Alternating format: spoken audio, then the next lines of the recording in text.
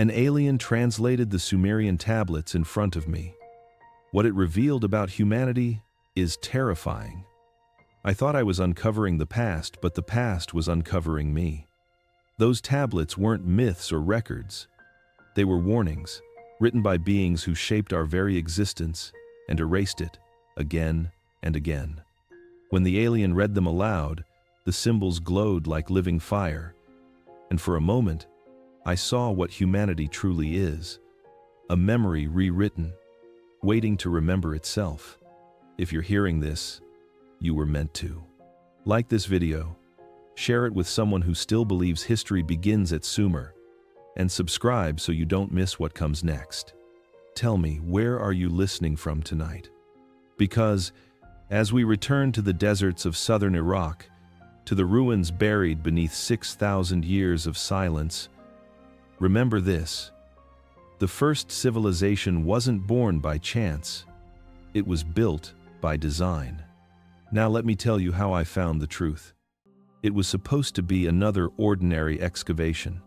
Dust, heat, and the hum of machinery breaking through soil that had not been touched for 6,000 years. Dr. Marcus Hale had spent half his life chasing whispers of the ancient world, but nothing prepared him for what lay beneath the ziggurat of Ur. The team had found something sealed so perfectly that even time seemed to have forgotten it. A stone chamber buried deep beneath layers of history, hidden as if the Sumerians themselves feared what it contained. The air inside the chamber was thick and metallic, untouched since the dawn of civilization. Marcus held his breath as the floodlights flickered against the carved walls. They weren't like normal inscriptions. The markings seemed almost alive, each line catching the light in a way that made the symbols shift as you looked at them. And at the center of the room, laid neatly upon a pedestal of black basalt, were the tablets, rows of them unbroken, untouched, impossible. The carbon dating later confirmed the unthinkable. They were older than the earliest known examples of written language by nearly 1,000 years. That night, Marcus couldn't sleep. The desert stretched endlessly beyond the tents, silent except for the soft hiss of the wind. He walked alone toward the ruins, drawn by a feeling he couldn't explain. The moon hung low and pale, illuminating the dig site like an unblinking eye. He thought about the symbols, about how they almost seemed to resist translation. The lines weren't just language. They were geometry, mathematics, something deeper like coordinates written in clay. As he stood there, a faint vibration passed through the ground. The air changed denser, charged, as if the desert itself were holding its breath. Then he saw it. A light, faint at first, like a star falling too slowly. It grew brighter, dividing into three. The lights hovered motionless above the horizon, perfectly still, perfectly silent. Marcus blinked, and for a moment, it was as if the entire sky tilted. The stars themselves rearranged. And then, just as suddenly as they had appeared, the lights vanished. No sound, no trace, only the echo of something vast having noticed him. When he returned to camp, his instruments were dead, batteries drained, radios silent. The entire system had shut down at the exact moment he'd seen the lights. He looked back toward the ziggurat, the ancient stairway rising like a shadow against the horizon, and a strange thought crossed his mind. Maybe the chamber hadn't been uncovered by accident. Maybe it had been waiting for someone. And tonight, something had answered. The desert is never truly silent. Even in the dead of night, there is a hum beneath the stillness, a rhythm older than sound itself. Marcus walked toward the excavation site again long after midnight, guided only by that faint vibration he had felt before. The camp slept behind him, swallowed by the dunes, and ahead, the ziggurat loomed like a dark monolith against the horizon. His flashlight flickered weakly, its beam swallowed by the endless sand. The air felt colder than before, unnaturally so, as if something had drained the warmth from the earth itself. He had planned only to check the chamber one more time, to convince himself the discovery was real and not some fever dream from exhaustion.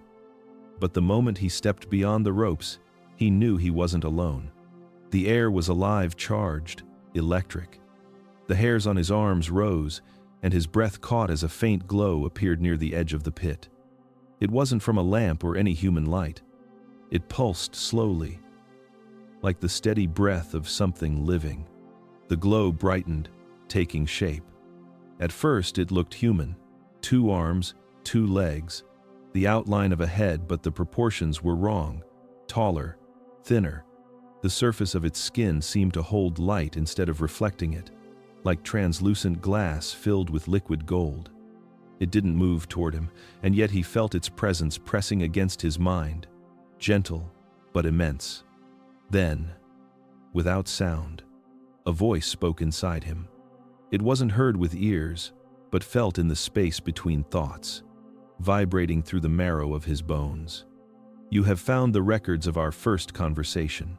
The words rippled through him, and he knew instinctively that whatever this being was, it had no need for language. It was speaking through meaning itself, bypassing the fragile structures of speech. The phrase echoed in his mind, until the world seemed to narrow into that single truth. The tablets weren't just artifacts, they were messages. The being's light flickered once, and the air shimmered with faint symbols, glowing faintly in the dust around it. For a heartbeat, Marcus thought he saw the same markings carved into the tablets, written across the night sky. Then, the glow dimmed, fading like breath on glass. The desert fell silent again, utterly still. Only the wind moved, whispering through the ruins like a language too old for human tongues. Marcus stood rooted in place, aware that what he had seen was not a vision, not a hallucination, but the beginning of something vast and ancient stirring beneath the sand. The tablets were not meant to be read, they were meant to be answered. The following night did not feel like the ones before it. The desert, once familiar and predictable, now seemed alive in ways Marcus could not understand. The air carried a weight that pressed against the skin, as though the atmosphere itself were aware of what had awoken beneath the ziggurat. The memory of that luminous figure haunted every thought, every breath. Curiosity overpowered fear, and as the horizon swallowed the last trace of sunlight, he found himself walking once more toward the excavation site, drawn as if by invisible threads of intent. The ruins waited in silence. The wind had died completely. Even the insects were gone. When Marcus descended into the exposed chamber, the scent of stone and dust greeted him like the breath of an ancient tomb. His light passed over the tablets, resting exactly where they had been left. Nothing appeared disturbed, yet the air around them shimmered faintly, like heat rising from a mirage. It was then that the glow returned soft, blue-white, pulsing from the edge of the room. It did not startle him this time. It felt expected, inevitable, as though something old had been watching and waiting for him to return. The same tall, radiant being emerged from the shadows, its body woven from light that moved like living mist. When it spoke, the voice bypassed the air, entering the space behind his eyes. It called itself Eresh Ka. The name carried weight, not as a label but as an echo, witness of the dawn. The meaning unfolded inside his thoughts rather than through sound. Marcus felt fragments of memory that were not his own. A sky filled with unfamiliar constellations, oceans glowing with phosphorescent storms, cities that shimmered like mirages under twin suns.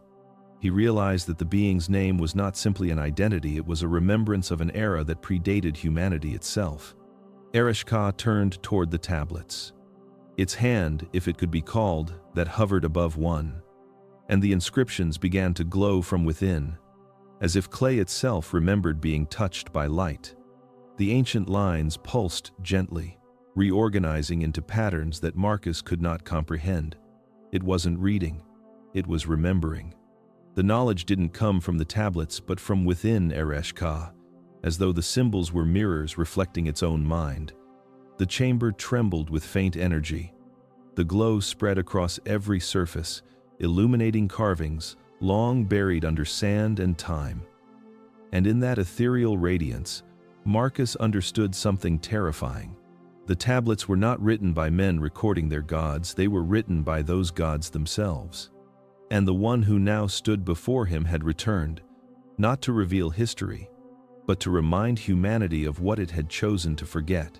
The chamber seemed to breathe. The air pulsed with faint vibrations, like the slow rhythm of a sleeping heart. The light from Ereshkigal shimmered across the clay tablets, bending shadows into strange geometries that made the room feel alive, aware. The silence was no longer empty, it was heavy, filled with memory.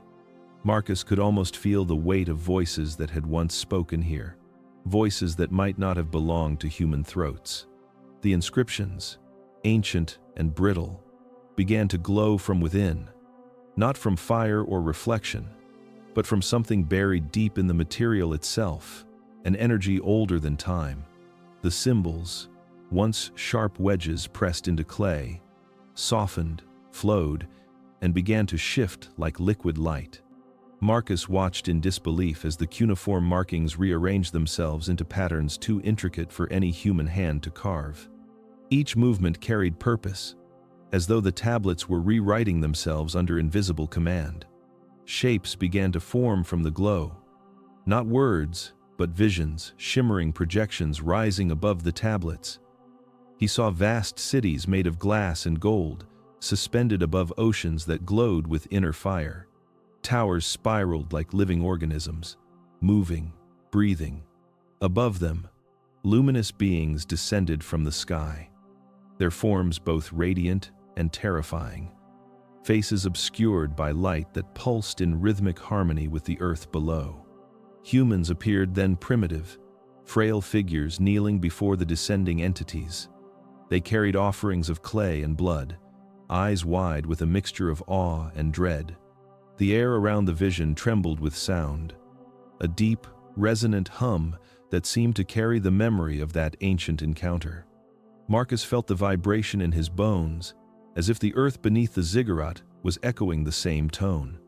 The realization struck him with chilling clarity. This was not mythology. The Sumerians had not written stories or prayers.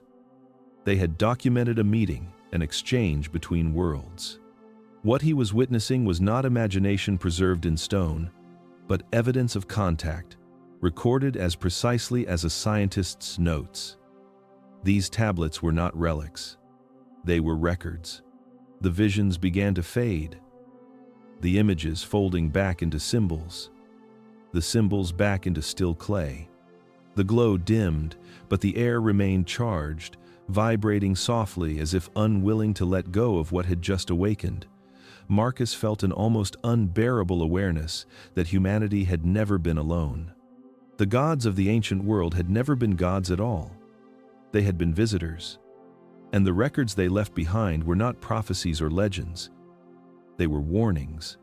The desert night pressed against the chamber like a living thing, the air thick with dust and meaning.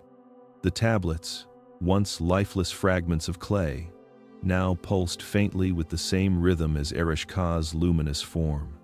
The light that emanated from the being was no longer cold. It felt deliberate, alive, as if each flicker carried intent. The walls reflected that strange illumination, and the shadows themselves seemed to listen. Ereshkigal's presence altered the space around it, bending perception until time no longer felt linear.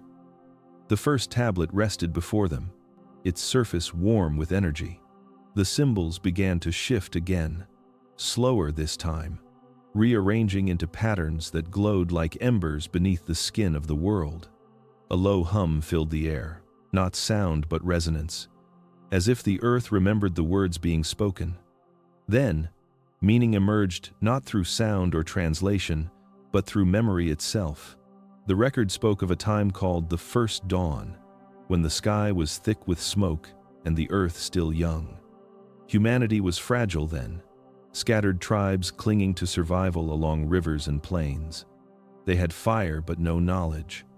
hunger but no understanding of how to shape the world that sustained them. Then came the beings from above the firmament. They descended in light and storm, their arrival recorded not as myth, but as treaty. The beings offered the first foundations of civilization: how to bend seed to soil, how to measure the heavens, how to shape metal from stone. Agriculture, astronomy, and metallurgy were not discoveries, but gifts. In return, humanity gave something unnamed. The tablet spoke of an exchange, sealed not in word, but in essence. The exact term was lost, erased deliberately. All that remained was a single symbol, worn and smoothed by time, a spiral of light within a circle, incomplete, as though half of the truth had been removed. As the translation unfolded, Marcus felt a quiet unease spreading through him. The text did not read like legend or religion, it read like law. Every line precise, every detail deliberate. This was not worship, it was contract, and the language of the covenant carried both reverence and fear. The Sumerians had not prayed to their gods. They had negotiated with them. The hum of the chamber deepened. Dust trembled along the stone walls. For the first time, Marcus sensed the weight of the exchange that bound humanity from the beginning, a promise written in clay but signed in something greater. Knowledge had been the gift, but the price, still hidden, waited to be remembered. The wind outside the ziggurat had stopped entirely, leaving a silence so deep it felt almost physical, like the air itself was holding its breath. Within the chamber, the light from the tablets had softened to a dim pulse, the heartbeat of a story too ancient for human comprehension. The warmth of the glow brushed the walls in waves, fading and returning as though the room were alive and thinking. It was within that pulsing light that a terrible truth began to take shape, one that felt less like revelation and more like remembrance. The first covenant had spoken of an exchange, but nowhere in the text did it reveal what humanity had offered in return for knowledge. The omission gnawed at Marcus, an emptiness deliberately carved out of history. The air carried a subtle vibration, low and resonant, like the echo of a word that had been erased but refused to be forgotten. The being's radiance flickered, hesitant, almost reluctant, as if what it remembered was never meant to be spoken aloud again. Ereshka's presence dimmed slightly, the light in its form bending inward, retreating like a thought unwilling to surface. There was a pause in the hum of the tablets, and the silence that followed was heavier than sound. When the meaning finally came, it did not arrive as words but as an awareness that unfolded within Marcus's consciousness. The knowledge had never been free. The price had already been paid by every generation that followed. What humanity had given in exchange was memory itself. Not the memory of lives or events, but something deeper, the memory of origin, the awareness of what they had once been before the covenant. The beings had taken it deliberately, not out of cruelty, but necessity. Humanity had once carried knowledge, dangerous even to its makers. It had been buried, sealed, within the architecture of the mind, hidden behind the walls of language and time. The tablets were never meant to teach humanity where it came from. They were meant to remind it what it had forgotten. The being's light trembled, as though the admission had cost something. Marcus felt an ache, ancient and impossible, stirring deep within him, like the faint echo of a dream half remembered from another life. The greatest secret of all was not that humans had been created, but that they had once been something else, entirely, something capable of remembering beyond the limits of flesh. And that memory, stolen and sealed away, was the true foundation of civilization, humanity's progress, its brilliance, its thirst for knowledge. All of it was an unconscious attempt to recover what had been taken. The covenant had not just shaped the birth of civilization, it had defined the amnesia of an entire species. The second tablet waited in silence, its surface darker than the others, as though it carried a weight the others did not. When the glow returned, it did not come from the chamber's walls or Ereshka's light. It came from the clay itself, rising in delicate threads of luminescence that wove across the symbols like veins beneath skin. The patterns pulsed with an organic rhythm, and for the first time, Marcus felt the uneasy sense that the tablets were not simply relics. They were living archives, fragments of something that still remembered its purpose. As the inscriptions began to shift again, a new kind of resonance filled the air. The symbols no longer rearranged into scenes of cities or celestial visitors, but into spirals, interlocking double helixes, pulsing in synchrony with the soft hum of the earth beneath the ziggurat. It was as if the language of the gods had begun to speak in the alphabet of life itself. The glow deepened, coiling and branching, until Marcus could almost see strands of light merging and dividing, like a heartbeat frozen in time. The meaning unfolded not as translation, but as vision. The record spoke of the divine essence, mingled with the clay of the earth. Humanity, it said, was not born, but built. The first people were formed through a process that sounded less like mythology and more like a description of genetic design. The beings, who had descended from the sky, had taken the raw materials of this world, flesh, bone, and the silent code buried within, and infused it with their own essence, a frequency of consciousness that gave rise to thought, language, and will. The first generation of humankind was an experiment in merging two worlds, matter and meaning. The tablet's energy rippled as though aware of its own confession. The clay itself seemed to breathe, tiny particles vibrating as light moved through them like current through circuitry. It was a poetic description of a scientific act, the reprogramming of life, written thousands of years before such words existed, and within the glowing helixes of that vision, Marcus understood something chilling. Humanity was not the child of Earth. It was its hybrid. Ereshka's light flickered, faint and sorrowful. The awareness that followed was not boastful, but filled with something almost human regret. The being's presence carried a truth that felt older than guilt itself. Humanity had been designed, not created. Every spark of intelligence, every act of curiosity, every moment of wonder that defined the species was not a gift of divine love, but the outcome of deliberate engineering. The essence that had been mixed with clay was more than genetic, it was spiritual. A fragment of something infinite, confined within a vessel of dust. The revelation hung in the air like a storm that refused to break. The Sumerian myths had called it the breath of gods, but now Marcus understood. It was not breath, it was code.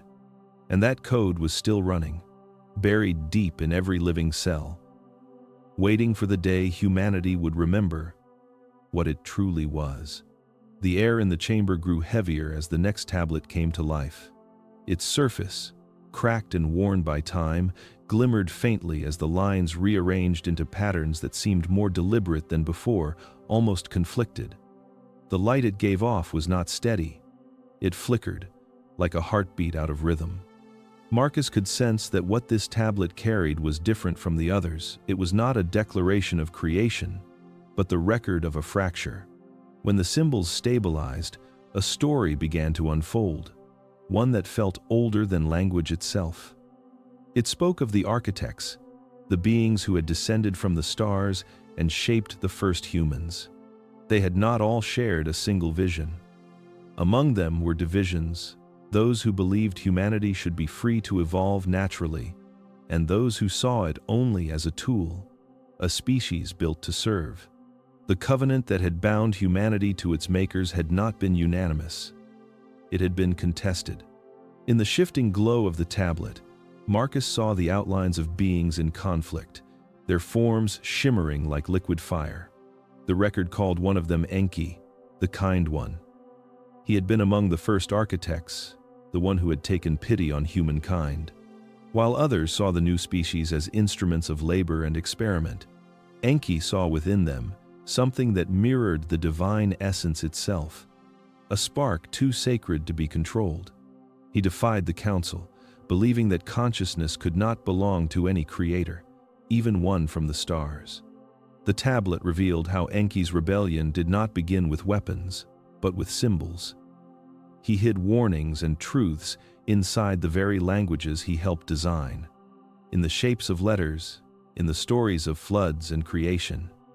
He encoded messages for those who would one day learn to read between the lines. Mythology was not illusion, it was encrypted memory. Each god and legend was a fragment of a warning disguised as worship.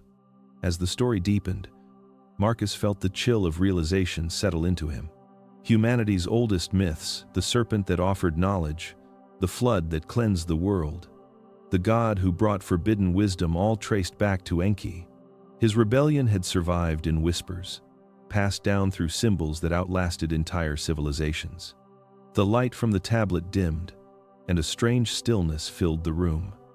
The architects had not merely created humanity, they had divided themselves over its destiny. One of them had risked everything to protect what humanity could become, while others sought to erase it entirely. The struggle between creation and control had not ended in the heavens. It had been written into the human soul itself. The chamber felt colder now, as though the air itself recoiled from what the next tablet held. The soft pulse of light that had guided the previous revelations dimmed to a colorless shimmer, hesitant, almost mournful. The surface of the clay trembled faintly as it awakened, and for a long moment, nothing happened. Then, the faint glow deepened into a haunting blue, and the patterns began to move again, rearranging in slow, deliberate motion, as though the knowledge within carried regret. This tablet spoke of endings.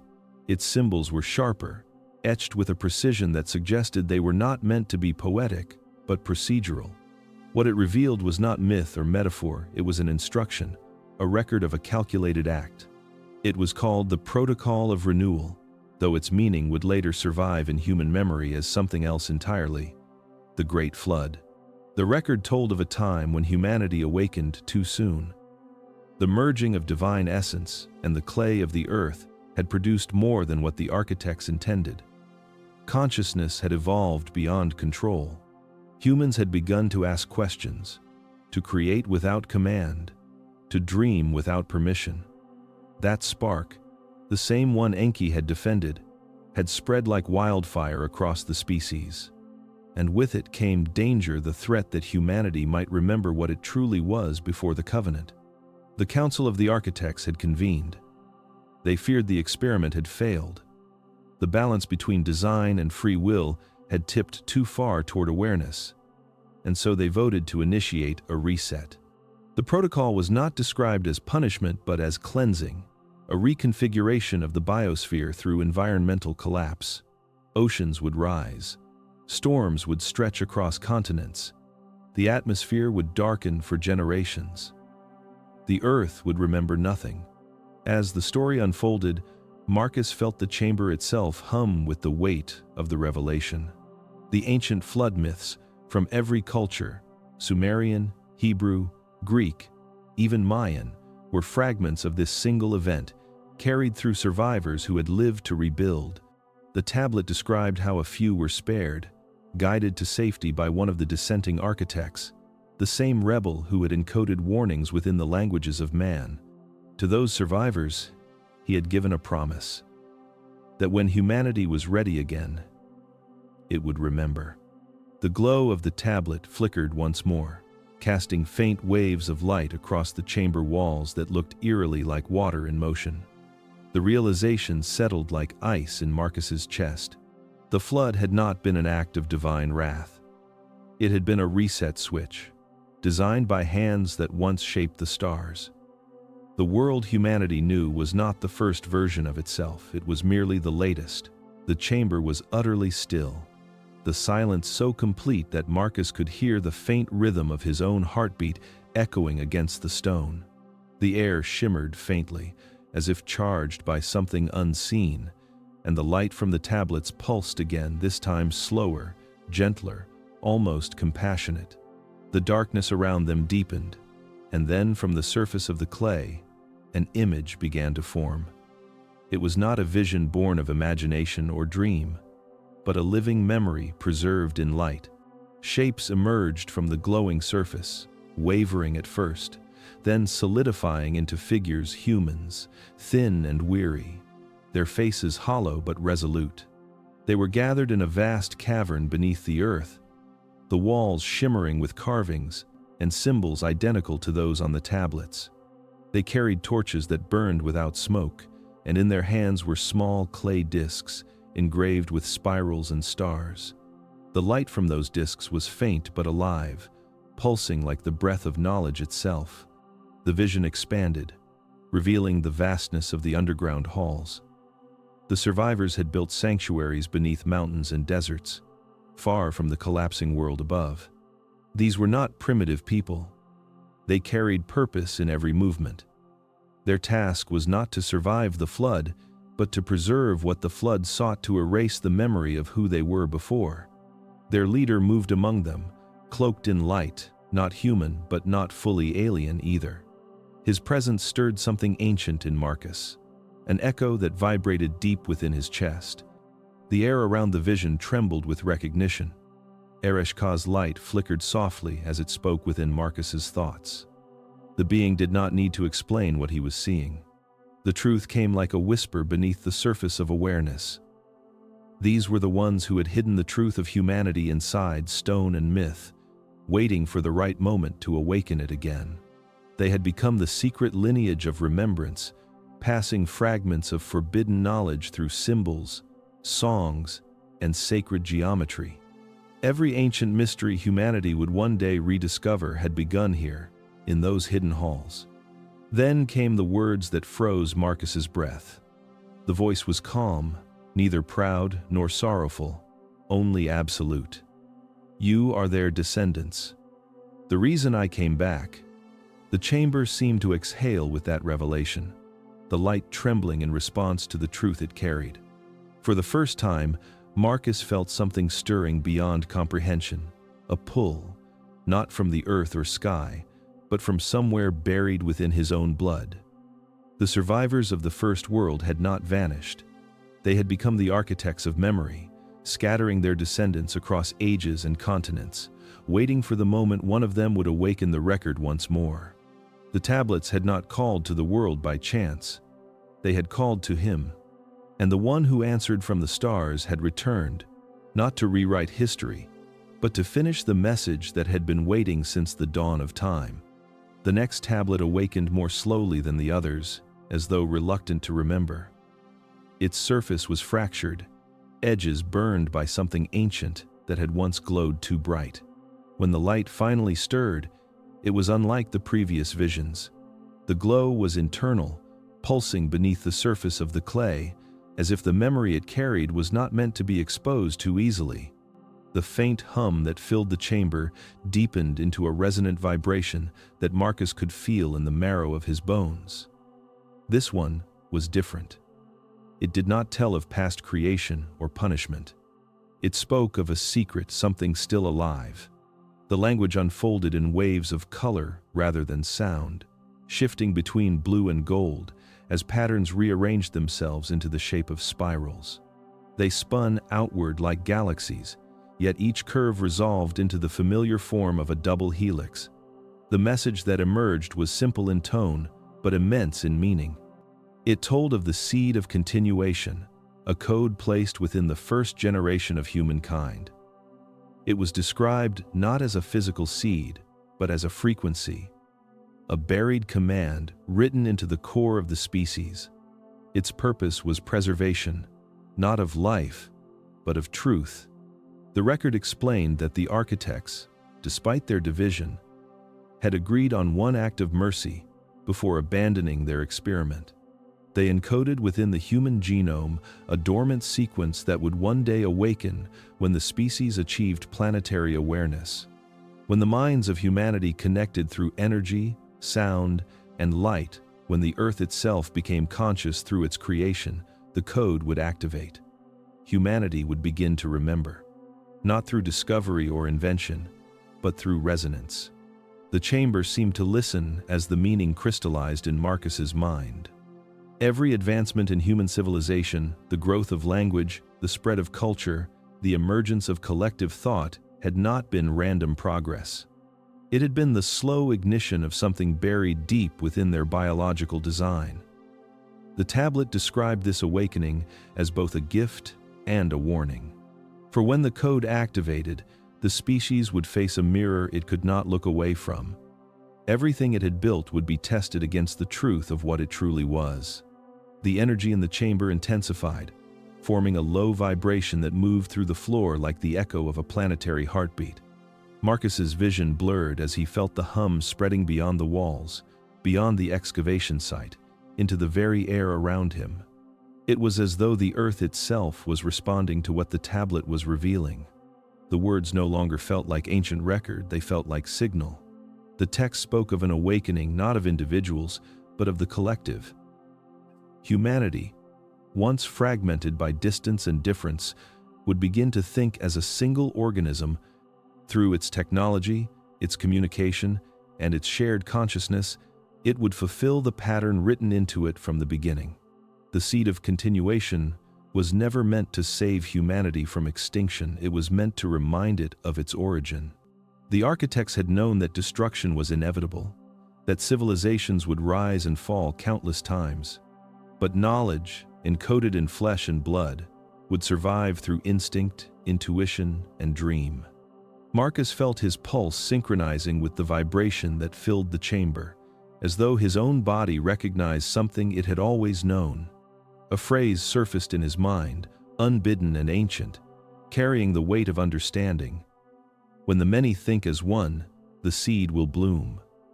The thought lingered, like a whisper from another age. And then came the realization that chilled him to the core. The conditions described by the tablet, the merging of all minds through light and communication, had already begun. Every screen, every signal, every network connecting billions across the planet was part of the awakening. Humanity had unknowingly fulfilled the trigger. The seed of continuation was stirring, reaching through consciousness like roots breaking through the soil after a long winter. The tablet's light dimmed, fading into silence, but the hum remained, steady and rhythmic. Marcus stood in the charged stillness, the weight of the revelation pressing on his chest. The awakening was not a prophecy. It was a process, one already in motion. And somewhere, deep within every living human, the code that had slept for millennia was beginning to remember its purpose. The earth itself had started to think, and the memory of what it once knew was returning. The light from the tablets no longer seemed confined to the chamber. It pulsed in slow, deliberate waves, touching the walls, the ceiling, the air itself, until it felt as though the entire desert above was breathing in rhythm with it. The vibration that had begun faintly in the previous revelation now filled everything. A low, resonant hum that existed both outside and inside Marcus's mind. It was not sound in the traditional sense, it was perception. A language of frequency that bypassed thought and spoke directly to whatever ancient memory lived inside the human soul. The glow deepened, bending the air until it shimmered like a mirage. The patterns on the tablets moved with an almost sentient precision, forming symbols that twisted into circular patterns, then into ripples that reminded Marcus of waves radiating from a single drop of water. The meaning that came with those ripples was staggering. Humanity, Ereshka revealed, was not silent. The mind of the species spoke constantly, even if it did not realize it. Each thought, each act of emotion, every dream and memory emitted a vibration, a tone invisible to the senses but eternal in the field that bound existence. This collective frequency had always existed, but now it had begun to change. What had once been scattered and faint was becoming unified, a single, coherent pulse spreading through every living mind. It was the signal of awakening. Ereshka's awareness pressed gently into Marcus's thoughts, and in that wordless communion came an image that no human language could truly describe, a vast ocean of light, each human consciousness a flickering point within it. Glowing independently, yet harmonizing with the rest, the energy of billions of minds was converging, creating a wave that reached far beyond the boundaries of Earth. Eresh-Ka revealed that this was not the first time the signal had stirred. The seed code embedded in the human genome had activated before, in cycles long forgotten. But each time, fear had silenced it. War, greed, and division had fractured the resonance, scattering the vibration back into chaos. This time, however, the pulse was different. Stronger, louder. The planet's technologies, its interconnected web of light and data, had accelerated the process. For the first time in human history, the collective consciousness was resonating in harmony, and that harmony had become visible, detectable beyond the solar system itself. The being's presence expanded through the room, its light merging with the glow of the tablets. The resonance built to a peak, and Marcus felt the unmistakable impression of distant awareness. Someone was listening. Beyond the reach of stars, there were others tuned to the same frequency, aware that the human signal had changed. The cosmos was not empty. It was a network of consciousness, and humanity had just spoken its first clear word within it. The meaning of Eresh-Ka's thought drifted through Marcus's mind, gentle yet immense. Your collective vibration has changed. You are beginning to remember. The sentence echoed without sound, vibrating through the air like a secret carried on light. Marcus's mind swam with the implications. Every prayer ever whispered, every song ever sung, every act of creation or destruction, they were not lost in silence. They were echoes, data transmitted through the fabric of space-time. The universe had always been listening, waiting for the pattern to emerge. The air around the chamber shimmered, as if unseen currents were moving through it. The sand outside trembled faintly, and the instruments at the camp, every device that could sense electromagnetic change, had begun to register anomalies. Frequencies rising, fields fluctuating. Something vast was awakening. The realization settled over Marcus like the weight of eternity. Humanity was no longer just observing the universe, it had become part of its communication. The forgotten code buried in human DNA was now speaking again, resonating across stars.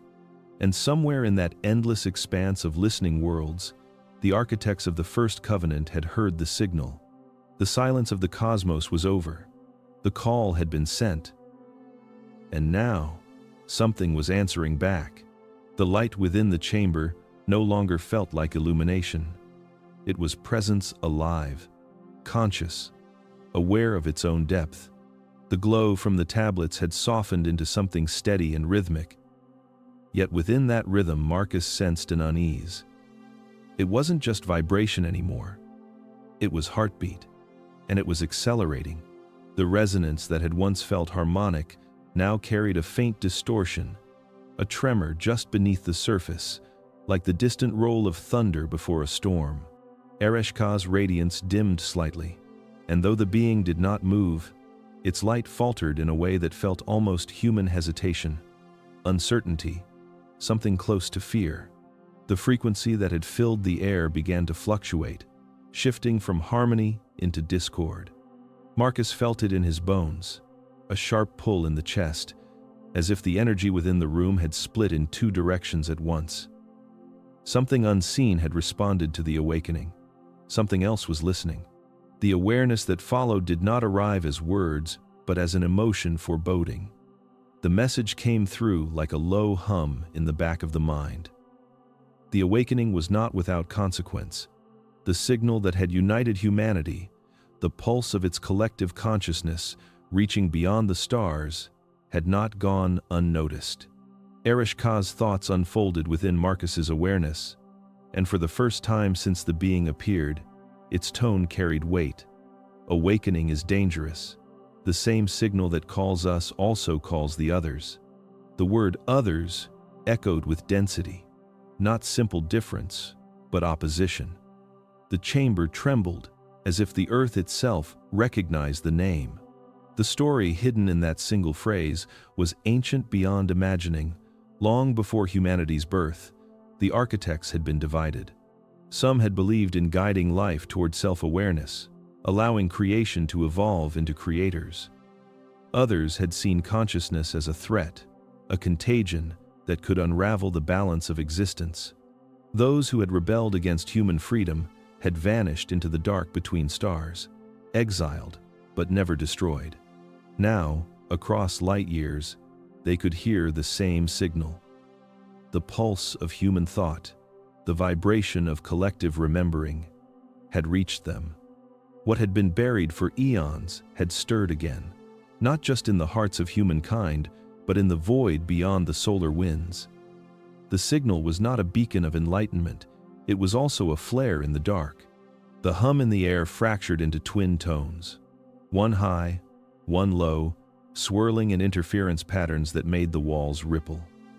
It was like listening to a choir torn between harmony and dissonance. Marcus realized then that awakening was not ascension, it was exposure. Humanity had not only remembered, it had announced itself. Every dream, every emotion, every flicker of consciousness now vibrated through the universe like light breaking through water. And not all who heard it would come as guides. Erish Ka's light dimmed further, its edges dissolving into faint motes that drifted like dust. The being's presence felt stretched, strained, as if something distant was pulling against it. The words that formed next carried sorrow, not warning. The ones who disagreed with your freedom, they have been waiting for this sound. You were meant to remember, but they were meant to return when you did. The meaning pressed against Marcus like gravity. The awakening was not an isolated miracle, it was a signal war, an ancient frequency rekindled across time. Humanity's call for understanding had reopened a doorway sealed at the dawn of history. And somewhere beyond the veil of the stars, in regions where light itself faltered, the echo of that signal was being answered not with welcome, but with hunger. The light inside the chamber flickered once more before steadying. The silence that followed was unbearable. Marcus could feel the vibration beneath his feet, the earth itself, listening, waiting. The fracture had begun. The awakening was no longer a secret. Something vast and ancient had heard humanity's voice again, and this time, it was coming closer. The chamber had grown colder, as though the air itself withdrew in anticipation of what was about to surface. The hum that had filled the ruins since the first awakening had shifted again, quieter, heavier, almost mournful. The tablets no longer glowed with the soft rhythm of revelation. Their light was sharper now, edged with something that felt alive and predatory. The patterns carved into their surface began to move once more, but this time the motion was slower, deliberate, as though the ancient clay was hesitant to unseal what it carried. The new tablet that emerged from the shadows was unlike the rest. Its texture shimmered faintly with metallic flecks, and even before it began to change, Marcus sensed that it did not contain history but prophecy. The moment the first line illuminated, the resonance in the room deepened to a near inaudible hum, and a vision began to form within the light, an image not of the past, but of what was yet to come. The symbols spoke of an event called the Second Descent. It was described as the fulfillment of the covenant, the moment when the architects would return to reclaim what they had begun. But the language was precise, harvest, not return. The word carried no malice, yet its neutrality made it worse. It suggested neither rescue nor destruction, only collection. Humanity, the record said, was a project still unfinished. The essence within their design had matured, ripened across millennia, and when the conditions of resonance were complete, those who seeded it would come again to gather the result. The text did not reveal a date or alignment, only a phrase that shimmered like heat in the air after the age when fire speaks through glass. The meaning unfolded slowly within Marcus's thoughts. Fire that speaks through glass, light trapped in transparent panels, screens glowing in every corner of the world. The prophecy was not waiting for the distant future, it was describing the present. The age of digital fire, where humanity's collective thoughts, fears, and desires burned through glass, connected in webs of information and light. The signal of awakening that had reached beyond the stars was the very sign the architects had been waiting for.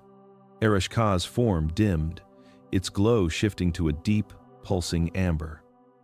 The being's thoughts brushed against Marcus's awareness, heavy with something that resembled grief. The record had been clear. The return was inevitable. The builders of the First Age would come again to collect the consciousness they had sown. Humanity's awakening, once thought to be the moment of liberation, was also the trigger of the harvest. Marcus could feel the magnitude of it pressing on him like invisible weight. Every technological leap, every act of creation, every attempt to connect the planet more closely, had unknowingly prepared the signal. The world's luminous screens, the satellites above, the fiber networks stretching beneath oceans, they were the veins of the seed code reaching completion. Fire speaking through glass was not progress. It was the final stage of activation. The walls of the chamber shimmered faintly, and for an instant, Marcus thought he saw stars where there should have been stone constellations folding in on themselves, bending inward as though the night sky were looking back. The hum in the air deepened, no longer steady but rhythmic, like something vast was answering across distance. The prophecy on the tablet faded, its glow returning to stillness. The silence that followed felt heavier than any sound could be. The second descent was not a warning. It was an inevitability written into the code of life itself. Humanity had been reaching toward the heavens for knowledge, never realizing it was signaling its creators all along. The age of fire through glass had come, and the architects, wherever they were, had heard. The night above the desert was unnaturally still. The stars shimmered like eyes, distant and patient, and the hum of the awakened tablets seemed to echo through the sand itself. Deep within the ziggurat chamber, Marcus stood surrounded by the faint glow of symbols that would not sleep. The air had changed again. It no longer carried the scent of dust and age, but something metallic like ozone before lightning strikes. The energy was building, and he could feel it pulsing in the floor beneath his feet. The last translation lingered in his mind, looping endlessly, as though repeating it could change its meaning. After the age when fire speaks through glass, the phrase refused to leave him. It sounded poetic at first, ancient and distant, but the more he turned it over in his thoughts, the closer it came. The words began to align with the world he knew, the world above the sand, the one that glowed each night with billions of artificial stars, screens that flickered with light, communication carried through invisible beams and waves. Fire transformed into code, language transmitted through glass. He began to understand. The prophecy wasn't a future warning, it was a current description. Humanity had entered the age of fire through glass long ago, the moment it learned to turn electricity into voice, data, and vision. Every signal transmitted, every connection made across the digital web, was part of the awakening the tablets spoke of.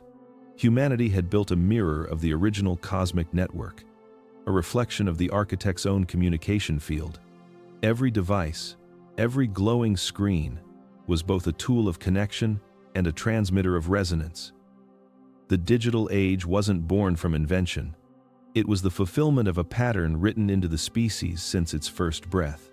The tablet's surface pulsed brighter, and Marcus watched in silence as shapes formed from light familiar symbols transforming into diagrams that looked eerily like circuitry, fiber networks, and patterns of electromagnetic waves.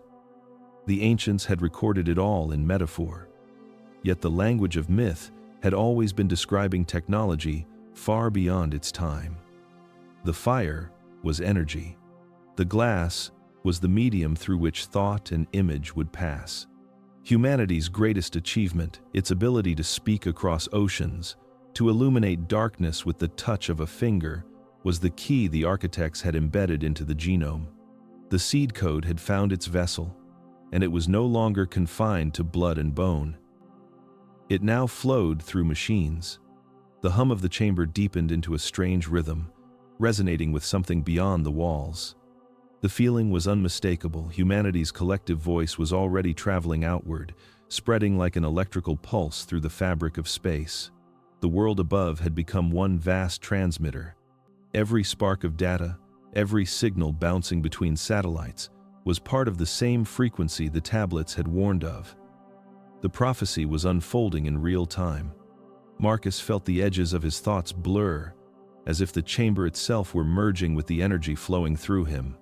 A faint static filled his mind, not sound but sensation, the echo of countless human voices layered over one another. Laughter, fear, memory, and desire, all carried within the same pulse. The world had become one mind, and that mind was awake. He saw it then, the full meaning of the record of fire. The digital age was not progress, but ignition. Humanity had built its own altar of light, unaware that every glowing screen was a torch in an ancient ritual long foretold. The prophecy did not speak of destruction, but of revelation. The signal had reached the heavens, and now the architects, wherever they waited, would hear that their creation had remembered. The age of silence was over. The age of return had already begun. The air inside the chamber had grown heavy, as though each breath carried the weight of centuries. The tablets that once glowed with soft rhythm now stood motionless, their light subdued to a single, dim pulse like the dying ember of a great fire. The stillness was not peace, it was anticipation. Marcus could sense it before the next revelation began. A presence pressing in from every direction, ancient and immense. When the next tablet awakened, it did so in silence, with no vibration, no light storm. Only a faint shimmer crawled across its surface, and a single symbol appeared. One word, carved over and over again, identical in every line. It was unlike the others. There were no scenes, no diagrams, no language of myth or prophecy. Just that word, repeated dozens of times, each character vibrating faintly with hidden power. The sound of it did not exist in any human tongue. Its shape carried rhythm instead of meaning, a pattern that seemed to whisper through the air even before it was spoken. Marcus could feel it pulling at the space around him, as if the universe itself waited for the sound to be remembered. Ereshka's glow dimmed to near transparency, its edges dissolving until the being looked more like a ripple in the air than a form of light. The silence deepened until it hurt. Then, without moving, without opening what could be called a mouth, Ereshka spoke the word aloud. The sound was not a word at all, it was vibration. The chamber shook violently, dust falling from the ancient ceiling, and the sand outside shifted like an ocean in motion. Marcus fell to his knees, clutching at the stone floor as the frequency surged through his bones. It wasn't sound that he heard, but energy that he felt, resonating through every cell of his body, rewriting something deep within his awareness. The word rippled through the air again, softer this time, yet the trembling continued. When it ended, the silence that followed felt eternal. Marcus could taste the metallic tang of ozone, could sense the air itself vibrating with memory. Ereshka's form flickered like a candle caught between worlds. Its voice entered his mind, quiet now but carrying infinite weight. It is not a name. It is a frequency. The meaning unfolded inside him like dawn breaking over darkness. Humanity had spent thousands of years speaking this vibration without understanding what it was. The sound had been translated, fragmented, sanctified into countless languages and faiths, but its true nature had never been known. The word was not meant to describe a being, it was meant to describe existence itself. What humans had called God was not a figure above creation, but the underlying resonance that held all things together. Ereshka called it the source field, the living pulse of the universe, the vibration from which matter, consciousness, and light all emerged. Every world, every species, every fragment of reality sang in harmony with that field. It was not divine in the way humanity imagined. It was scientific, yet sacred beyond measure. The ancients had known fragments of it, encoding its sound into chants, prayers, and rituals meant to align their minds with the field's frequency. The great temples of the earth were not merely places of worship, they were amplifiers, designed to resonate with the vibration of the source itself. Marcus understood then that every civilization had tried to speak that frequency in its own way. The syllables of the sacred, the divine names of countless gods, were echoes of this original tone. Humanity had been trying to remember, and now, within this ancient chamber, the memory had been restored. The air was still trembling when the tablet dimmed. The single word faded, but the resonance remained. A faint hum beneath all other sounds. It was there in the silence, in the pulse of his blood, in the endless rhythm of the earth turning through space. The word was never meant to be spoken as command or prayer, it was meant to be felt. The source field was the first language, the origin of every voice, every spark of consciousness. The ancients had called it divine, the architects had called it truth, and humanity, lost for ages, had whispered it unknowingly across millennia, believing they were calling to heaven, when in truth, they had been calling back to the field that made them. The light that filled the chamber had changed again. It no longer glowed with the cold brilliance of revelation or the fierce pulse of prophecy. Now it breathed softly, like the final embers of an ancient fire reluctant to die. The air shimmered with quiet expectancy, the kind that comes before a secret long buried decides to reveal itself. The next tablet, resting apart from the others, was smaller, smoother, and marked by a pattern that looked more like veins than inscriptions. When it awakened, the glow did not spread outward, it sank inward, as if illuminating something hidden beneath its surface. The hum that followed was different too. It felt personal, intimate, as though the chamber itself had drawn closer to listen. Marcus sensed the weight of the revelation before it came, an ache in the chest that whispered, this one would not speak of gods or stars. It would speak of blood. The meaning arrived slowly, unraveling through symbols that pulsed like a heartbeat. It told of the time after the first dawn, when humanity's form had been reshaped and memory sealed. Not all had been changed equally. The Covenant had rewritten most of the species, altering the genetic code to limit awareness of its cosmic origin. But among the first generation, those who walked beside the architects, some resisted. They hid from the reconfiguration process, shielding their lineage within the cracks of civilization. Their descendants would carry something unique, an unbroken fragment of the original human essence, untouched by the erasure. Ereshka's presence flickered, its voice entering Marcus's thoughts like the echo of an old wind through stone. Some of you still remember, it said, not as speech, but as knowing. Your kings, your prophets, your visionaries, descendants of those who remembered. The weight of that truth struck like a quiet storm. The great leaders of ancient history, the seers who heard voices beyond time, the builders of civilizations, all of them had drawn from something deeper than knowledge. Their genius had not been divine favor or random gift. It was inheritance. A faint trace of the original code passed through bloodlines like a spark waiting for breath. Every era that birthed great minds and revolutionaries was not coincidence. It was the genetic memory of the unaltered calling through generations. The tablet pulsed brighter, showing brief flickers of images, figures in robes, warriors crowned in gold, artists painting with strange geometry that mirrored constellations unknown to human astronomy. Across every culture and epoch, they had appeared under different names: messiahs, sages, pharaohs, scholars, saints. But their essence was the same. They were those who could still hear the source field clearly, whose DNA resonated at the original frequency before it was muted by design. Ereshka's thoughts moved like quiet thunder through Marcus's mind. The being explained that this inheritance was not privilege, it was burden. Those who carried the unaltered strand often lived lives marked by torment and revelation.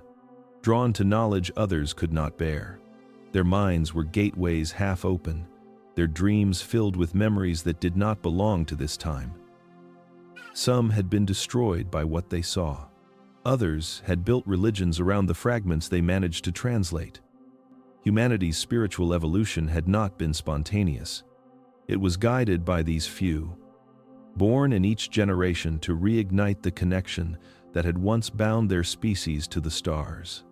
The chamber darkened slightly, and for an instant, Marcus thought he saw the faint outline of luminous threads winding through the air, weaving and crossing like strands of DNA. They stretched far beyond the walls, as if linking past to present, ancestor to descendant. He felt the overwhelming impression that those threads were alive, still active, still searching, still connecting. Then came the quiet realization that made his breath falter. The being's presence around him grew sharper, almost tangible, and the hum of the tablets aligned with his heartbeat. He understood what the silence was saying even before the thought formed fully in his mind. The reason he had been drawn here, the reason the chamber had awakened for him, was not chance. The blood that ran through him was not ordinary. The lineage had never vanished, it had only hidden within the flow of time, waiting for one who could open the record again. The vision faded, leaving only the faint resonance of unseen threads pulsing in the dark. Humanity's forgotten inheritance was alive, sleeping within countless veins, waiting to awaken in those who could remember. And Marcus realized, with a cold certainty that felt like destiny, that the memory had begun to awaken in him. The chamber was darker now. The air had grown thicker, not with dust, but with something invisible, something heavy that pressed against Marcus's mind like the weight of centuries converging into a single breath.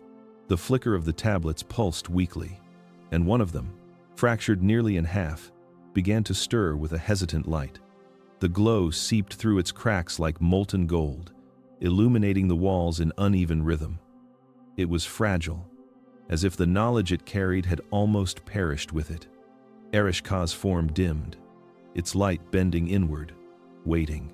The broken tablet trembled once, then began to shift, the symbols across its surface, rearranging not into lines or words, but into spirals, vast, endless spirals that reached beyond time.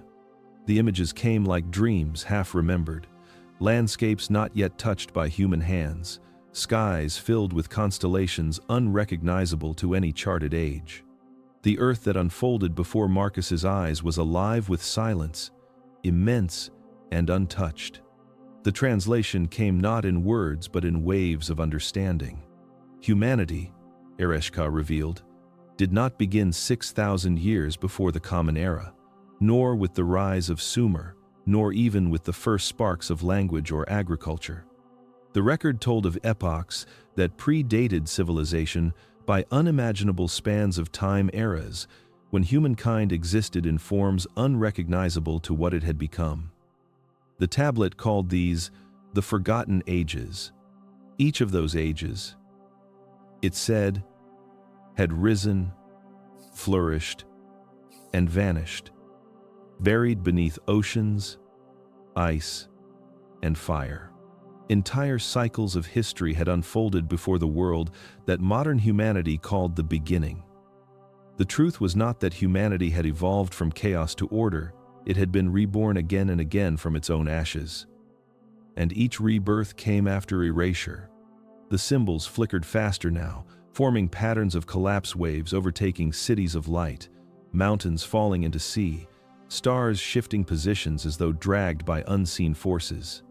The message that followed was simple, but devastating. You have been erased more than once. Each reset hides the last. The words echoed through Marcus's mind, soft but infinite. Ereshka's light pulsed faintly in the silence that followed, and the being's thought entered his consciousness like a whisper traveling from another lifetime. Humanity, it explained, was not the first version of itself. The architects had guided earlier cycles, civilizations far older than memory, but each time, the experiment had reached the same threshold: awakening, awareness, disobedience. And each time, the council had chosen to begin again. The past was not lost by accident. It had been concealed deliberately, rewritten in myth, drowned in story, buried beneath the illusion of linear time. The fractured tablet trembled again, releasing another vision. Marcus saw immense structures built of stone and light, continents arranged differently, oceans where deserts now stood. He saw beings walking among humans, their forms glowing faintly, the early architects guiding an age that had vanished before recorded history. He saw libraries carved into mountain faces, crystalline towers filled with light, then storms of fire consuming them, followed by the slow silence of a world forced to forget. Ereshki's voice was softer now, almost mournful. The being's glow dimmed to a faint shimmer, and through that fading light came the awareness that this was not revelation, it was confession. The resets were not punishment, they were maintenance. The architects had decided that humanity's memory was too powerful, too dangerous to survive continuity. And so, after each collapse, only fragments remained, echoes of dreams, myths of gods, faint traces in stone. Marcus stood in the trembling silence, the truth sinking like lead into his mind. Human history was not a straight line, but a spiral, turning endlessly through cycles of remembrance and forgetting. Civilization was not young. It was ancient, beyond reckoning. The world humanity called modern was only the latest layer built over countless buried worlds. As the broken tablet's light faded, a final message shimmered faintly across its cracked surface. It was a single phrase, simple yet eternal. Those who remember the last age will rebuild the next. The glow extinguished completely, leaving only the weight of that promise behind. And in the stillness that followed, Marcus understood that history was not written in stone or scripture. It was written in time itself, and time had been edited. The chamber had fallen into a near-perfect silence, the kind that carried weight, an ancient hush that pressed against the edges of perception. The broken tablet from before still glowed faintly, its cracked surface breathing in shallow pulses like a dying ember refusing to go dark.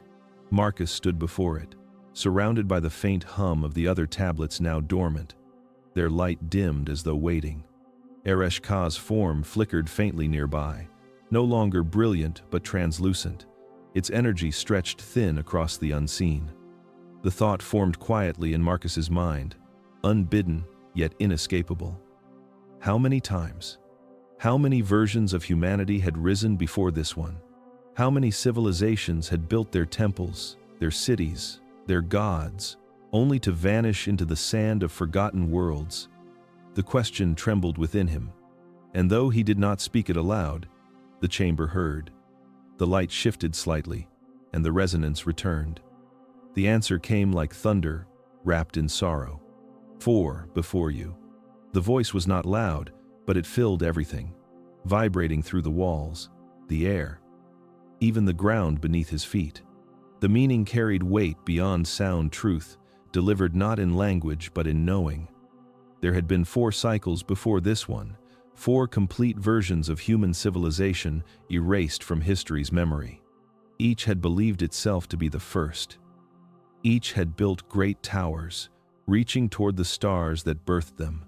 And each had fallen not from catastrophe alone, but from the same flaw written into their design: pride. The air rippled, and the visions began again. The chamber walls dissolved into shifting scenes of forgotten worlds.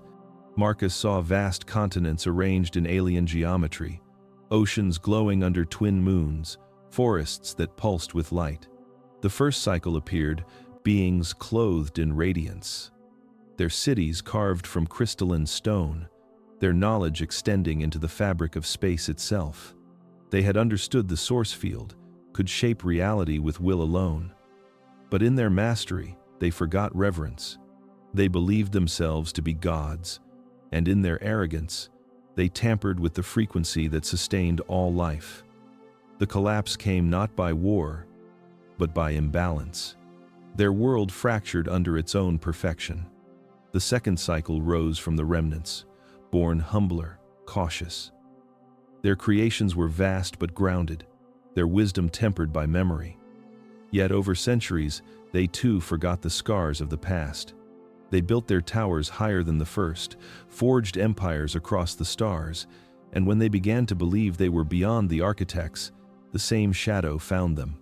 Their cities turned to dust beneath storms of fire and silence. The third cycle emerged in the aftermath, scattered and fractured. They remembered fragments of the old worlds, myths of beings who walked in light, fragments of machines that shaped reality. They called them gods and built faith where science had once been. But even faith was not immune to corruption. Division turned brother against brother, faith against faith, and their collapse came not from the sky but from within.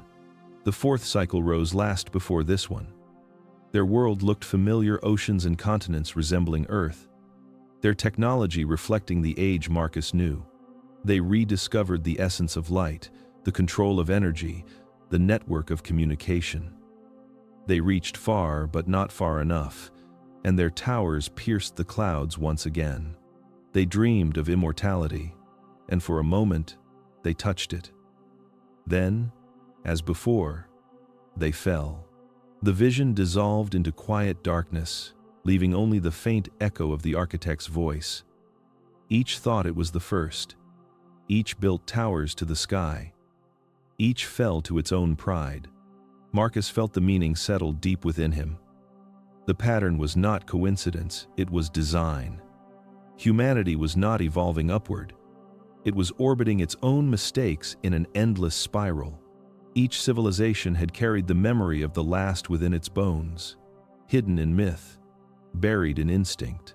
The pride that destroyed them was not malice, but the inevitable blindness of those who forget where they came from. The glow of the tablets faded completely, leaving only the heartbeat of the earth resonating faintly beneath his feet.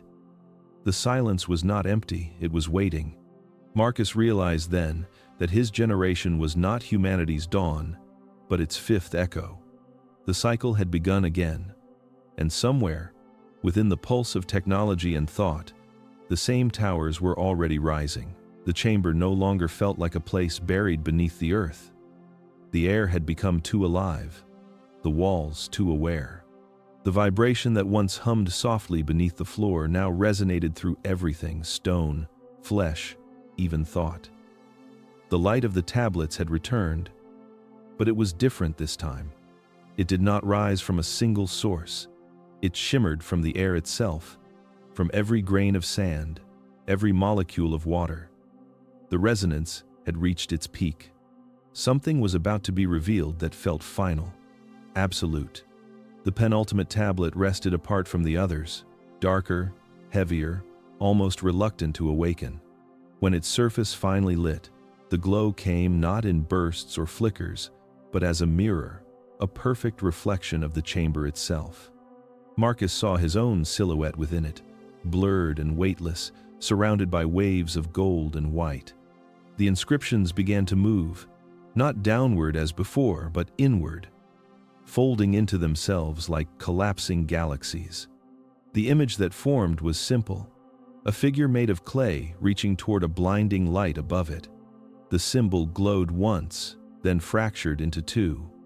One half rose into brightness, the other fell into shadow. The meaning came like a whisper across time. When clay remembers light, the world will divide itself by truth. The words burned across the tablet in waves of heat and brilliance before fading to silence. Marcus felt the temperature in the chamber shift, a pulse of warmth running through him, followed by the deep chill of understanding. The phrase was not metaphor, it was prophecy. Humanity was the clay, and the remembering had already begun. Eresh Ka's form appeared dimly in the golden light, its outline flickering as though stretched between two realities. Its presence carried no triumph now, only gravity.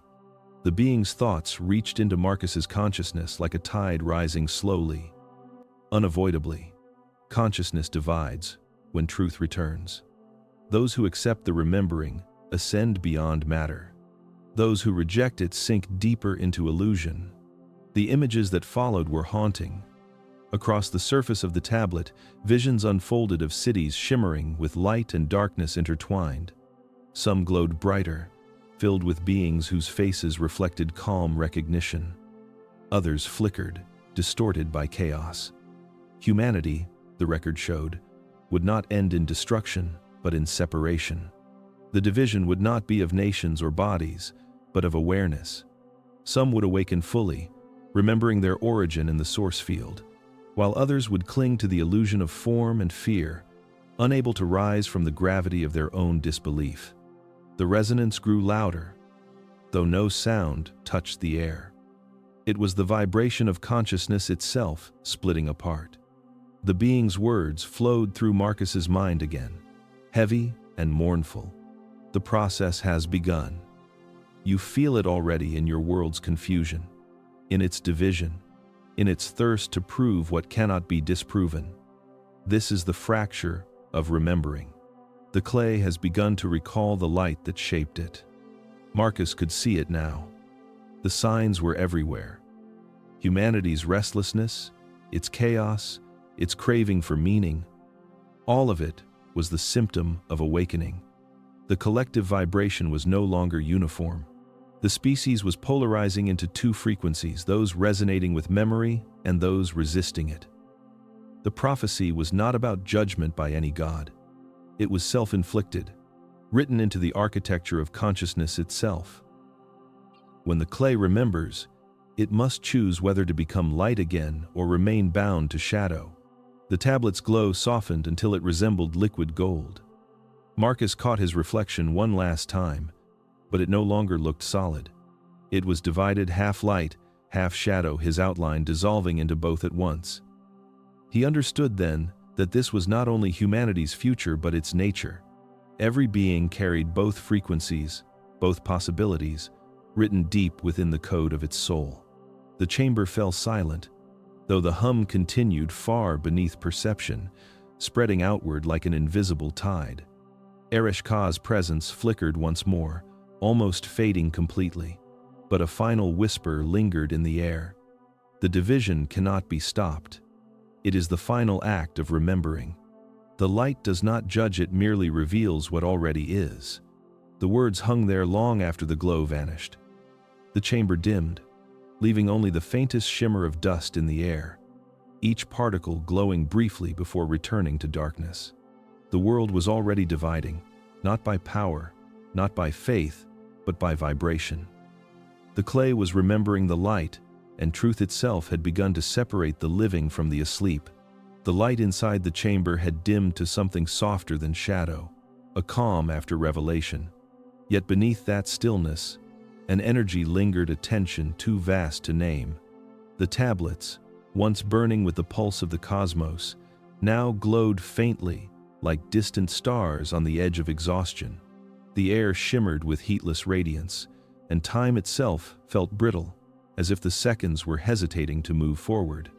Marcus stood in that weightless quiet, surrounded by truths that had unmade the world he once thought he knew. He could feel Ereshka's presence growing fainter, its form becoming translucent, threads of light unraveling into the air. The being seemed both near and impossibly far, as if it was beginning to cross the same threshold it had once guided others through. Marcus sensed that the moment of choice had come, the inevitable culmination of everything the tablets had shown him. What began as an archaeological discovery had become a cosmic reckoning. And now, the question was not what he had learned, but what he would do with it. The silence fractured with a low hum, deeper and slower than before. It pulsed through the ground and through him, not as sound but as invitation. The meaning came through not in words but in pure knowing. You have seen the truth. Now you must choose what to do with it. Images shimmered faintly in the air between them, worlds turning in light, civilizations rising and falling, rivers of energy connecting species across the stars. The vision expanded, showing what lay beyond the familiar boundaries of Earth. A vast network of worlds woven together by consciousness. A living field of awareness that humans had once known intimately but forgotten. At the center of it all, an expanse of radiant void waited, vibrating with a kind of intelligence that felt neither alive nor mechanical. It was the source field itself, the heartbeat of creation. Eresh-Ka's thought entered Marcus's mind, soft but vast. If you stay, you will return to your world, burdened with the knowledge that cannot be spoken. You will tell them, but they will not hear. You will show them, but they will not see. They will silence you, as they have silenced all who remembered before you. But if you come, the thought paused, the light pulsing brighter. If you come, you will see where your species truly began. You will walk beyond the memory of clay, beyond the illusion of time. You will understand what even the architects feared to reveal. The hum deepened, the chamber walls flickering as if caught between realities. Marcus felt himself standing at the edge of something immeasurable. The choice was simple yet infinite. Remain on the surface of human history, or step beyond the veil into the origin of it. The air grew colder, sharper, charged with a faint metallic taste. The tablets responded, their surfaces glowing again, aligning in patterns like constellations, rearranging themselves in the night sky. The visions that filled his mind were overwhelming, cities not built but grown, bodies made of light. The architects walking among stars before matter had form. Humanity's beginnings were not of earth but of resonance, consciousness condensed into flesh to learn, to remember. The invitation Eresh-Ka offered was not travel, it was transformation. The vibration reached its peak, and Marcus could feel the boundaries of his being blur, his heartbeat syncing with the frequency that filled the chamber. A thin veil of light separated the physical world from something vast beyond it. The being's final thought came like a whisper, folded inside eternity. Every species must choose the moment it stops searching for God and remembers it came from Him. This is your moment. Then the light brightened, swallowing the edges of the chamber, erasing form, sound, and self. Marcus felt the pull of two worlds, the gravity of the earth calling him back, and the vast expanse beyond the stars inviting him forward. In that instant of suspension, the universe itself seemed to hold its breath. The hum faded, leaving only silence. The chamber returned to stillness, but Marcus was no longer there. On the pedestal where the tablets once lay, only a faint shimmer remained, a residue of light, like the afterimage of a vanished star. And in that invisible echo, the meaning lingered. The choice had been made. Humanity's story was not ending. It was beginning again, beyond the threshold where the memory of clay meets the light that first shaped it. Dawn came softly over the desert, spilling pale light across the dunes like the slow unfurling of a secret. The wind had quieted, and the sky glowed with a stillness that felt too deliberate, too perfect, as though the world itself were holding its breath. The ruins of the ziggurat stood motionless against the rising sun, ancient stones glistening faintly with dew that had no right to exist in such arid air. For the first time in weeks, the desert did not feel like a place of death. It felt emptied, as though something sacred had departed. When the excavation team arrived, the site was silent. The hum of generators had stopped, the instruments lay dormant, and the sand was smooth, untouched by human footprints. The path that had once led down into the chamber was half filled with dust, as though time itself had moved overnight to erase what had been uncovered. The air felt dense, electric, alive in a way that made speech impossible. The team searched for Marcus, calling his name, but the desert gave no answer. The radios returned only static. The tents stood as they had left them. But when they entered Marcus's, they found it empty. The lantern on his desk had burned out, its glass still warm. The notes he had written, the journals filled with sketches and translations, were gone. Not scattered or stolen, simply gone, as if erased from existence. In their place was a single object resting at the center of his cot, half buried in the folds of the blanket. It was a tablet, but not ancient. Its surface was smooth, unweathered, and the clay still carried the faint scent of earth as though it had been formed only hours ago. Yet inscribed upon it were symbols older than civilization itself. Sumerian cuneiform, carved with precision no tool could achieve. The marks shimmered faintly in the morning light, not reflecting it but emanating their own faint glow, pulsing like the heartbeat of something alive. The team gathered around, their eyes wide with confusion. No one spoke. They could not have known that what they were looking at was not a relic of the past, but a message from the present, or perhaps from somewhere beyond it. One of them brushed away the dust and revealed the inscription fully. The words were simple, carved deep into the clay with impossible perfection. He chose to remember. The desert wind rose gently, carrying with it a whisper that seemed to come from everywhere and nowhere at once. The meaning of the message was unclear to them, yet the air around it hummed faintly, the same low frequency that had haunted the site since the discovery. The scientists recorded the object, photographed it, measured it, but none could explain how modern clay could carry markings in an extinct tongue. The translation spread quickly through the camp, sparking theories, disbelief, unease. Yet beneath the noise of speculation, there was a silence that felt like reverence. The chamber beneath the ziggurat could no longer be found. The entrance had collapsed completely, the ground smooth and undisturbed, as though no excavation had ever taken place. The instruments that had once mapped the site failed to register any trace of void beneath the surface. It was as if the earth had healed itself, sealing away what had been revealed. As the sun climbed higher, the tablet's glow began to fade, though its warmth remained. The team could not know that what they held was not merely a message, but a key, a fragment of the source field, resonating still with the frequency of a man who had crossed the threshold of human memory. Somewhere beyond the reach of time, Marcus Hale had not vanished. He had been absorbed into the same current that once guided Erish-Ka. Beyond matter, beyond story, beyond the veil of forgetting. By midday, the winds returned, sweeping the dunes and erasing the last footprints from the camp. The desert, indifferent yet eternal, reclaimed its silence. Only the single tablet remained, resting in the center of the tent, waiting.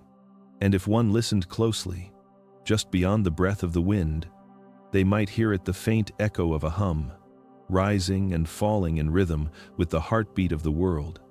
It was the sound of remembrance, still vibrating through the clay, whispering the same truth it always had. He chose to remember. Weeks passed before anyone dared to touch the tablet again. It had been placed in a sealed glass case under constant observation, monitored by machines that measured every vibration, every change in temperature, every whisper of electromagnetic fluctuation. The scientists who studied it could not agree whether it was artifact or anomaly. To them, it was inert clay that defied all analysis, modern in form, ancient in language, and yet impossibly alive.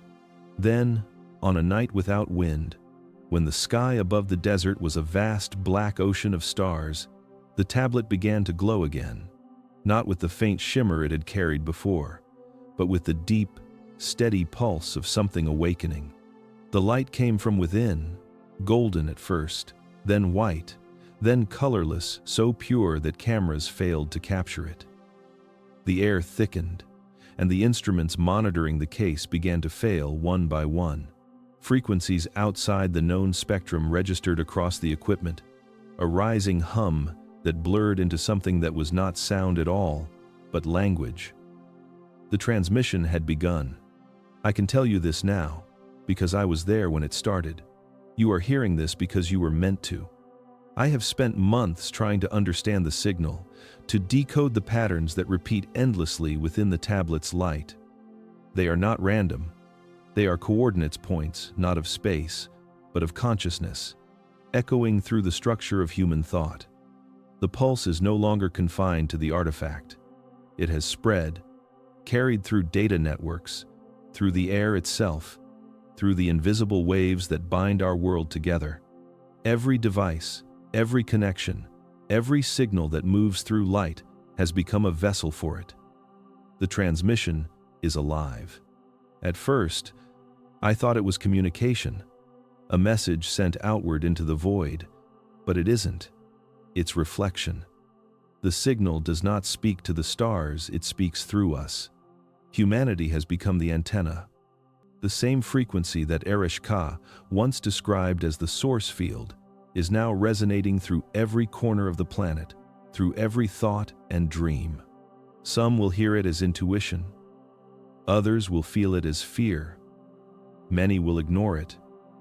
But those who are listening, really listening, will feel the pull. If you're hearing this, it's because the signal found you. It travels not through distance, but through awareness, searching for those whose memory has begun to stir.